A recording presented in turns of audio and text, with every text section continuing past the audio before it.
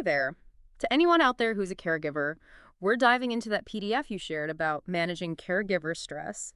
And oh my gosh, it is jam-packed with strategies. It's a lot to take in. It really is. So consider this deep dive our way of helping you create like a personalized toolkit, for handling all that stress that comes with caregiving. We'll unpack the key takeaways from the PDF so you can walk away with some manageable ways to prioritize your well-being because that matters too. Absolutely. So the PDF breaks it down into four main sections, and we'll get into each of them. Stress reduction techniques, self-care, setting boundaries, and nurturing social connections. Right. It's like they laid out a roadmap to a more balanced life, which I think as caregivers we could all use a little bit more of. Yeah, definitely. And you know what's cool about those sections? It's not just like random advice. They all kind of work together to tackle burnout. Oh, interesting. We're talking about emotional exhaustion, dealing with being physically tired all the time, and then even how strong your support system is. It gets to the root of it. I love that they connected all of that because it's not just about like feeling less stressed in the moment, right? It's about this whole sustainable approach to caregiving for the long haul, which we know can feel like a marathon. It is a marathon, exactly. Mm. And just like marathon runners need, the right shoes, the right fuel, Mm. caregivers need the right tools to keep going. Totally. So that brings us to the first tool in our kit, stress reduction techniques. I had to say this section was chock full of ideas, but I was really drawn to three techniques, ones that you can use anytime, anywhere, which I think is key. The first one that jumped out was, get this, the guided imagery app. Okay. So the PDF talks about this app, and it's designed for caregivers. Imagine like you're in the middle of this super stressful phone call, and you just need a mini escape. Oh, yeah. You open this app, and it guides you to imagine yourself on a tropical beach, even if it's just for a few minutes. I like it. Right. And then there's deep breathing, which we all know about. But honestly, how often do we actually do it? It's amazing how just a few deep breaths can like tap into your body's relaxation response no matter where you are. It's true. Sometimes the simplest things. Right. And then, okay, this one made me laugh out loud because I can relate. The stress ball. Oh, Like, look, I can't always escape for a massage or whatever, but I can definitely squeeze a stress ball during like a tense phone call or something. right. And, it's not just about distraction. There's actual science behind it. Deep breathing, guided imagery, even the stress ball. These things activate your parasympathetic nervous system. Okay, break that down for us. What's so special about the parasympathetic nervous system? So that's the system that helps your body calm down and recharge. Think of it like hitting the relax button on your internal control panel. Okay. It lowers your heart rate, eases muscle tension, all that good stuff. So while I'm using that guided imagery app to picture myself on a beach, my body is actually doing the work of calming down. Exactly. And the more you use these techniques, the more your body learns to respond to stress that way. So it's like building a muscle, but for calmness. Yes. Like mental exercise? Sign me up for that gym membership. I love knowing that it's not just me, like, wishing myself to be calmer, but something's actually happening in my body. There really is. And you know what else is interesting? The PDF goes on to explain that. Self-care. Caregivers often feel guilty about it. Oh, tell me about it. It's like, shouldn't all my energy be going to the person I'm caring for, right? The PDF actually addresses that. They use the airplane oxygen mask analogy. Yeah. Put yours on first. Right.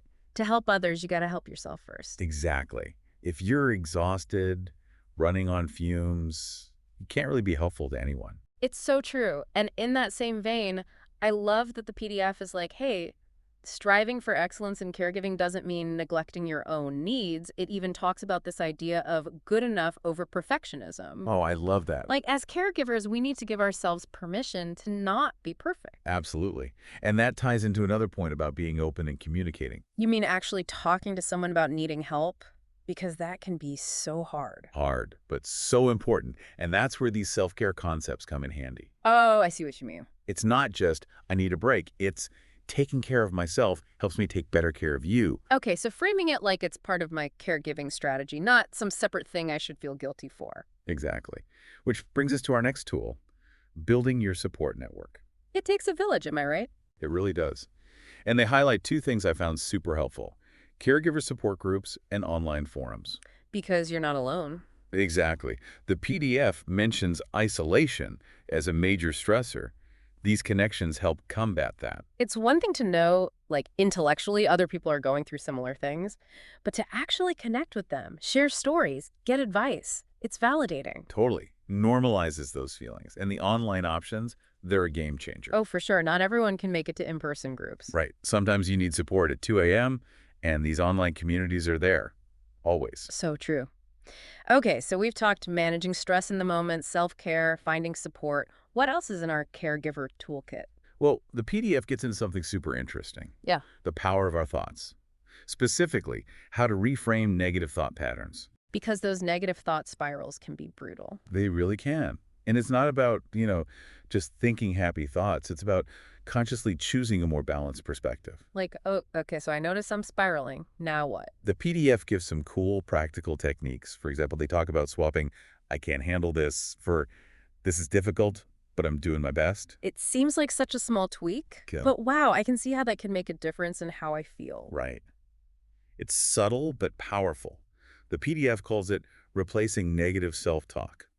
It's about catching those automatic negative thoughts and, consciously choosing a more balanced perspective. So it's not just about feeling better, it's about building resilience. Exactly. It's like mental weightlifting. You're strengthening your ability to cope. I like that, mental weightlifting. The PDF also talks about challenging always never thinking, which I thought was interesting. It's so easy to get stuck in absolutes, especially when stressed out, right? Oh, 100%. I've definitely had those everything is always a disaster moments, or nothing ever goes my way. It happens. Yeah. But the PDF wants us to look for the gray areas. Because honestly, when is anything ever, always or never? True. Finding those nuances can really help take the edge off those negative thoughts. It's like taking a step back, taking a breath, and getting some perspective. Exactly. And finally, the PDF talks about practicing gratitude, which might seem a little out of place, but it's powerful stuff. I can see that, intentionally shifting your focus to what you are grateful for, even when things are tough. Yes. And what's cool about gratitude is it benefits both people involved. When you're focused on what you're thankful for, even small things, it shifts your energy, your whole outlook. Yeah. And that can have a ripple effect on how you interact with the person you're caring for. It's like, not only will I feel better, but it might even make things a little brighter for the person I'm caring for. Exactly. And this isn't just about feel-good emotions or anything. These techniques, especially the reframing ones, they're rooted in cognitive behavioral therapy. Okay, so there's actual science behind it. Oh, yeah.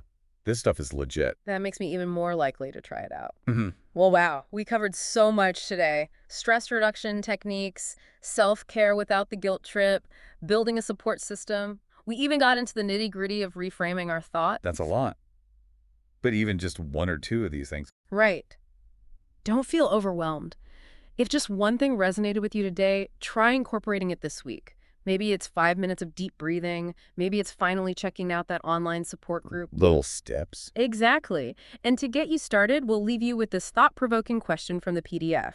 What brings you joy outside of caregiving? Ooh, good one. And, more importantly, how can you realistically add a little bit of that joy into your week? Until next time, remember, taking care of yourself is a huge part of taking care of others.